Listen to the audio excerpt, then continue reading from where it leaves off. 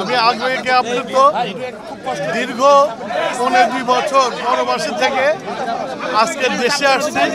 আমার অনুভূতিটা হচ্ছিল যে ৭১-এ আমি যখন ২২-২৩ বছরের যুবক ছিলাম, ১৬ই ডিসেম্বরে এসে যে অনুভূতিটা হয়েছিল, আজকে আমার সেই অনুভূতিটা হয়েছে। আজকে বাংলাদেশ স্বৈরাচার খুনি মুক্ত বাংলাদেশ।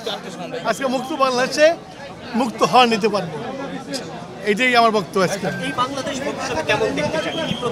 আমরা বাংলাদেশের জন্য যুদ্ধ করেছি।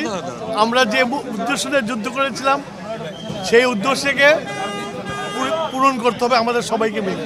আমাদের যে দলের যে ৩১ দফা দেওয়া হয়েছে, সেই ৩১ দফাতে পরিষ্কার করে বলা হয়েছে আগামী বাংলাদেশ কী হবে। আমরা নির্বাচন চাই এবং নির্বাচনের সেদিন আমাদের বৈঠক করেছে, যা বলে আসছে মহাসচিবরা, ওইটাই আমাদের বক্তব্য।